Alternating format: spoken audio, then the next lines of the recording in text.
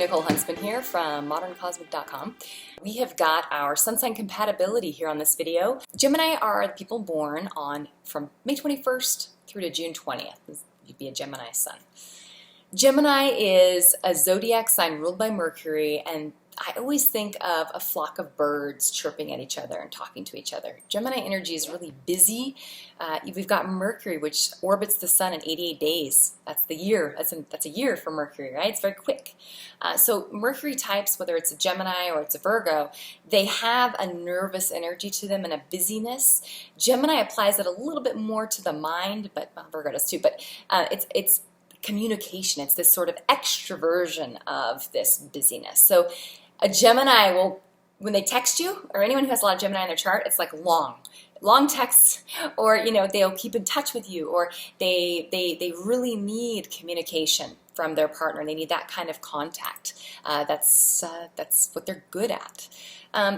Also, Geminis, they need to be moving. They love to try new things. They always have new ideas. They're quite bubbly and refreshing, and they can change their minds a lot and change their life direction a lot because they almost have too many ideas and too many things going on.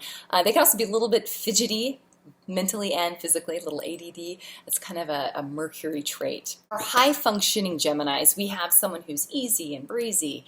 They've got a cheerfulness, a versatility to them. They're good at multitasking. They're rational for the most part. There are other things to look at in the chart that will suggest otherwise, but they're open to new experiences. They're spontaneous and fun, and they've got a good sense of humor, conversationalists. They're just kind of happy, happy-go-lucky. That's very Gemini. If you're pure Gemini, they don't wade too much in those deeper waters of deep emotion and existentialist feeling or thought. A low-functioning Gemini, on the low side, they can be overly loquacious, right? They can text you too much. They can maybe not recognize when it's time to just we don't have to be talking the whole time. We can sit in silence. Remember, you need to look at the person's moon sign, their Mercury, and other things in their chart and see where that sun is actually placed, which house it's placed in. That's going to adjust this because Gemini is mutable, so it's quite overridable by other signs that are in the birth chart, okay? But for the most part, they're talkative. And if they're not extroverted with their talkativeness, then it's happening inside of them, okay? So they're going to analyze everything, and they're going to have a lot going on inside of them. So it's almost like the quiet Gemini is the one you really need to worry about because there's even more going on inside of them than the one that's extroverting it. All right, they have an anxiety to them. They can be flirty, not really anything necessarily meant by it, but they are quite flirty with the opposite sex. It can be hard to pin down. They can have problems with commitment. They can have like a Peter Pan thing happening where they just want to be like a little kid for forever and they won't grow up and, buckle down to the realities of life. So they can be a little bit childish in a different way than Aries. It's kind of like they just don't want to take things seriously. They want to be free to... It's almost even just they change their mind so much that they can't just stay focused on one path. Gemini in love. Geminis like things to be fresh, light, bubbly, like I've said, they're little butterflies flittering about from flower to flower. In love, they enjoy conversation. They have to have conversation. They have to have communication, whether it is verbal, whether it is written through text or letters, or sharing music with each other, or sharing poetry or things that have been read. They are always like talking to someone. True Gemini is quite talkative and social, and sometimes in romantic relationships, because they have this sweetness to them and this lightness and easiness, when they really fall in love with someone, they're not quite sure what to do with these feelings. It's kind of like, oh, geez, like it's bringing them, they're usually up in their headspace or this throat chakra area, right? This is where they operate. And it brings them down into the part of the body where there are no words. They can't put words on the feelings they're feeling. And that is really uncomfortable for someone who is used to and excels at putting words to things. So many times they run from commitment because they don't know what to do with it. They're like, what is this thing, okay? So in love, Geminis many times have a harder time with people who are perhaps more watery or more feelers, this kind of thing. They like to keep things light. And again, look at the other signs in the chart. Look at where that sun is placed to give you an indicator. If you've got someone who's got multiple planets and air signs, then that's what we're talking about. Gemini's expectations in love. So they need space, but they also need a lot of conversation and repartee and connection, which is a funny little thing, right? They just need space to know they can go and like wander off and do their little thing and then come back. They've learned some new things and you've got to learn some new things. You have new stuff to talk about, new things to enjoy together, okay? They like jokes. They have like a little naughty sense of humor. They love playing together. They don't like emotional mind games. They do not like passive aggression. The water signs rule that realm, okay? The water signs are like professional at passive aggression and emotional manipulation. Geminis are just going to be like, what are you doing? That doesn't work for me. And then they'll just flit off somewhere else, okay? You can't tie them down. If you try to tie them down, you are fighting a losing battle. So, okay. Also, they don't like feeling a sense that their partner's leaning on them for their emotional validation. You know, Gemini, they need a partner who is strong on their own, who, you know, doesn't need to be validated by them. You can't be clingy with a Gemini. That doesn't work for them. So Gemini's biggest fear. Now, because we have someone who is quite flighty, and they can be shallow at times, or they can appear shallow. It's just because they're interested in so many things. They're going a million miles a minute, and they got so much stuff going on in their head, and they, you know, going all these different directions, and they have this genius to them, you know, this Gemini Mercury quickness and quicksilver thing happening. They're afraid that maybe they really don't have the emotional depth, okay? A lot of times Geminis have been accused by loved ones in their lives that you know, can't you take this seriously?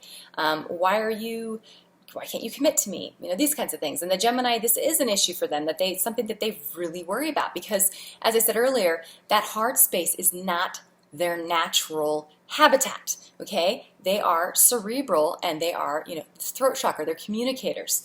Heart stuff, intuition, this does not have words. So unless that Gemini has some strong placements in their chart that they need some water placements or even some fire, which will bring them down into their body at least, or earth, you know, this is going to be a fear of theirs. They're going to worry that they don't have emotional depth. So don't ever accuse them of being shallow, right? See them and meet them where they're at and help them put words to their feelings. Help them put words to the things that they can't voice, okay? That's how you can help them overcome this fear and help them to grow. Sagittarius. Sagittarius suns are born from November 22nd through December 21st. This is our zodiac sign ruled by Jupiter. Jupiter is a planet that in astrology we associate with expansion, growth, optimism. It's a benefic, good energy, all right? So Sagittarius types, we've got a fire sign. I think of them as initially, you know, got the archer, which is the centaur, you know, shooting the arrow. I like to think of, I simplify it, it's just horses playing around, you know, horses playing in a field with each other. Sagittarius energy does have this carefree, spirited, natural, authentic, genuine playfulness to it. There is you know, they can be a little outspoken. They kind of say what they think many times. It can be crude even, or like a little lacking in refinement, so to speak, like they're just really natural. But ultimately, Sagittarius is this personality type that's very optimistic. They're forward-leaning. They like to think about the journey. They like to think about the stories that they'll write on this journey. You know, they want their fire sign, so they need new fuel and new experiences. They traditionally, this ninth house is the Sagittarius house. This has to do with travel and the wisdom of the world around us. So you have people who a lot of times are interested in self-help or like improving themselves, being authentic and true to themselves and not self-betraying and that kind of thing. In love and in romance with Sagittarius as well, because there's this natural approach they take to romance and sexuality. You can have someone who's quite libidinous in a sense, I suppose, but has a very healthy sex life. You know, someone who can be known as kind of like a player, but not like the way that maybe a Gemini or an air sign might be thought of as a player, where it's these mind games. It's more just they bounce around, you know, and they have multiple interests, and they can spread themselves a little bit thinly sometimes. So that Sagittarius is something they can be known for. Your high-functioning Sagittarius suns, you're going to have someone who's genuine, open, authentic. They are growth oriented, they're optimistic, they like to try new things. There's generosity there, like you have with a Leo. They're laid back, they've got an easygoing naturalness to them, even if it's someone really important, and like a celebrity or something, or someone who you might think's really attractive and might be quite full of themselves. They'll have like a self-deprecating manner to them. They'll get it. They'll know that they won't want to feel like they're better than you, so they'll want to bring themselves to the same level as you because they want it to be fun and playful and have everybody, they've got this quality to them where they like to coach people and bring people up. So they don't want to bring you down. They want to, bring you up. They are thought of as the teacher, the guru, the guide. They enjoy spreading things around that they've learned, and they enjoy conversation. They've got a great sense of humor, and they give a lot of freedom in their relationships to their partner. They give it and they expect it in return. They have an optimism to them where they just trust that things will work out the way they're supposed to work out, and so they're open to that, right? Low functioning Sagittarius. Now remember, this is when we're dealing with a pure Sagittarius. Let's say we had a perfectly pure Sagittarius. They can sometimes be overly optimistic. They take risks. They'll take some risks and gambles that could be a little bit, in hindsight, they might think, I should maybe have thought through that a little bit before being so spontaneous and jumping into it.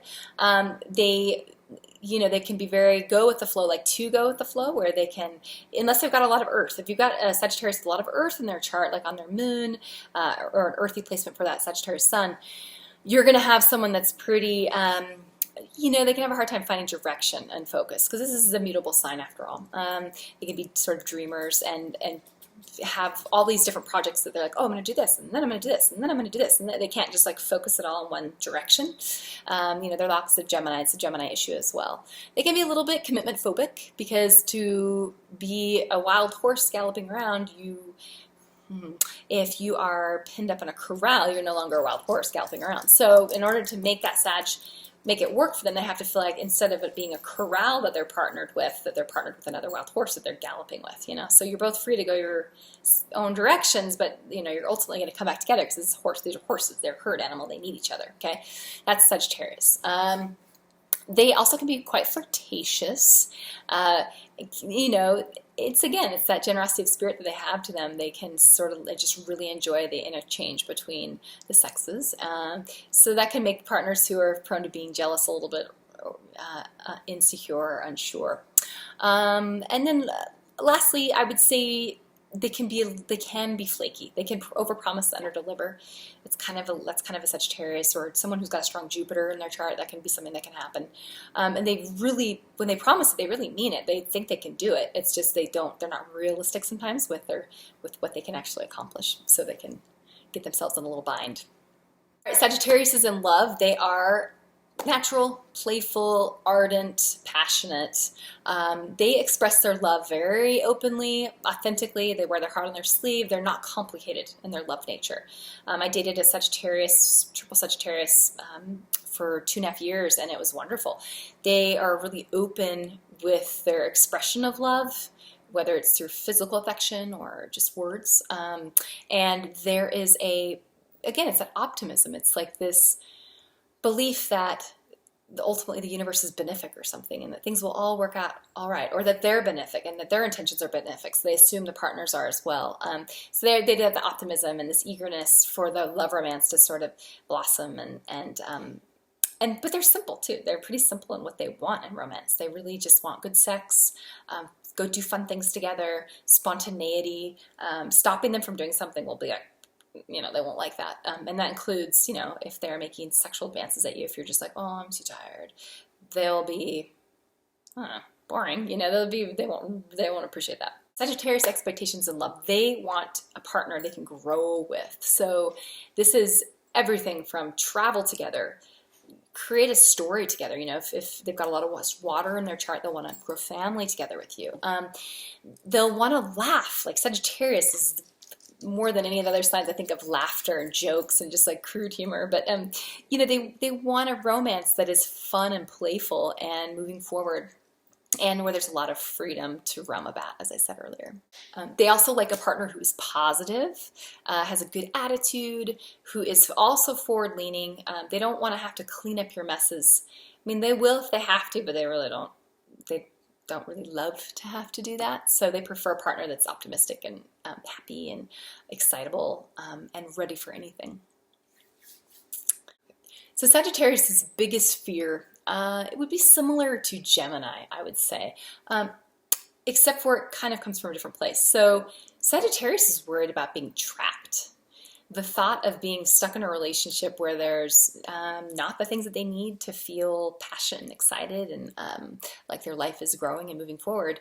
If they feel like they've got a partner who's possessive, controlling, demanding, jealous, those are huge turnoffs. Someone who's emotionally really clingy and needs a lot of validation from the Sagittarius, they just are, that's quite different from the way that they're built, and they will feel like, you know, why are you making a big deal over that? So their biggest fear is that, you know, being stuck with a wet blanket. That doesn't sound like that'd be fun for most any of us, but for Sagittarius in particular, they don't like this idea of being, it's like those wild horses being stuck out in a rainstorm or something. They're just like, oh, get it. Where's the shelter I can hide under? Get me away from this rain, you know? So you'll put out their fire quickly. So their fear is, yes, their fear is being trapped. Let them know they have long, invisible reign that they can run as far in any direction as they want as long as they come back. Barn happy, remember the saying of a barn happy horse. Horses like to leave the barn, but they almost always, if you're riding horses, they gallop back to the barn rather than wanting to walk, because the barn's where it's warm and there's food and there's water and, you know, sugar cubes. So just keep that barn filled with all of those good things and your Sag will be running back to you. Okay, Gemini and Sagittarius. We've got, these two signs are opposite one another. They're both mutable signs. Gemini's air, Sagittarius is fire. Mutable means these are two signs that are quite flexible. When we're doing a full birth chart, or if we're doing a synastry, or any type of actual, you know, astrology chart delineation, astrologers, we combine the different zodiac signs in a sense, or we look at your sun is in Sagittarius, but it's in the third house, the Gemini house. There's this sort of melding and marriage of these two energies. Mutable signs are sort of, I like to call them overridable. The fixed signs and the cardinal signs are stronger. So you put a Gemini and a Sagittarius together, they're opposite signs. There's that natural magnetic attraction of being opposites. It's going to be really important that their moons are happy with each other, because these are mutable signs. If you've got one person with a really strong fixed moon that's incompatible with the other person's moon, then it doesn't really matter that their suns are sort of happy together, if that makes sense. How these two will look. You've got Gemini, that's bubbly and social and talking to lots of different people and, you know, keeping things interesting and fun and entertaining. And you've got Sagittarius, who is, says what they think. They wear their heart on their sleeve. There's an optimism to a Sagittarius. There's an openness and a naturalness to Sag. I always say they're like these horses galloping around outside. You know, they'll give people the benefit of the doubt. They'll give people multiple chances. They are very risk-taking because they sort of see the possibilities and the potentiality in a situation. So this will be very attractive initially for these two. Long-term interaction between Gemini and Sagittarius. Now, you do have these two people. They're both notorious. And when I say this, imagine we had a birth chart and this person, every single planet was in the sign of Gemini. And the other person, every single planet was in the sign of Sagittarius. Okay, this is imaginary, this is not real. Okay, these two people, if they were pure Gemini and pure Sagittarius, they're both freedom-loving, and they're both people who absolutely have to be able to constantly see the potentiality of a situation. Gemini wants to try all the possible options, you know, for solving a problem, whether that is they want to meet as many people as they can, they want to socially connect with lots of people, they like to connect people with each other. You know, that's Gemini, and they're in this world of curiosity and gathering new ideas all the time. Sagittarius is similar. Sagittarius is coming from this place of seeing the big picture. They're optimistic, they're growth-oriented, you know, they like to try new things as well. So these two have a nice natural harmony when it comes to is kind of like new life situations together and just jumping in very spontaneously. This could lead to, though, getting into situations where they're in over their heads or, you know, not prepared. They kind of jumped into it spontaneously. They could even get into the relationship quickly without sort of thinking through what they're doing first and realize, oh, we're not really that compatible. So again, you want to see happy moons and everything else in the charts, but I do like these two for long-term interaction. If they can actually settle on committing to each other, it could be a little tricky. You could have two people who just are like the consummate couple, but they just never get married. You can see that with Gemini and Sagittarius because they're both mutable, which sometimes mutable signs have a hard time taking action, and they both like to be free, or like to think that they're free at least. Gemini Sagittarius, as far as long-term conflict, it's going to be commitment issues. It's also issues of kind of what are we doing? Where's this relationship going? Focusing in one direction and not trying to do everything at once. Business partners, this could be a tricky business partner arrangement. Great if you're like consultants where you have to solve problems together, but you don't necessarily have to enact the new systems to fix the problem. You see, so it's coming up with lots of ideas together, working on projects where there's multiple ways to solve one problem, and your client gets to choose the solution and actually make it happen. This can apply in the relationship itself, getting married or having a family together, coming to a place where they really both agree on what they're doing. They might both be okay with just sort of not knowing and leaving it open-ended and not having a solution for the problem, which can be good and it can be bad, as you can imagine. So the harmony between these two. The harmony would be, quite simply, they're fire and air. They feed each other. A lot of energy. They both understand they both are inherently sort of optimistic personality types, and forward-leaning, forward-focused, unless you've got some strong Sagittarius in there or some strong Capricorn or 10th house stuff, which is a little more looking backwards and a little bit more hesitant and reticent and whatnot, but realistic, I guess. Overall, it's kind of like Peter Pan and Tinkerbell. These two is what I always think of this combination. Peter Pan, probably Sagittarius would be Peter Pan, and Gemini would be Tinkerbell. Sorry, Gemini men, but you're Tinkerbell. So, it's a fun, harmonious relationship for growth and learning. How others will see this partnership, they'll probably be wondering, what are they up to next? Where are they traveling this week? What are they, there's this, you guys are never where people expect you to be. It's always changing. And it might even be, this would be a good combination if other things were also happy with this. An open relationship, kind of unorthodox, doing things in a way that's perhaps a little bit more freedom. Freedom enhancing, freedom enjoying, freedom, whatever. You know what I'm saying? So it's if the moons are also speaking the same language. But overall, it's a coupling that looks exciting and fun from the outside.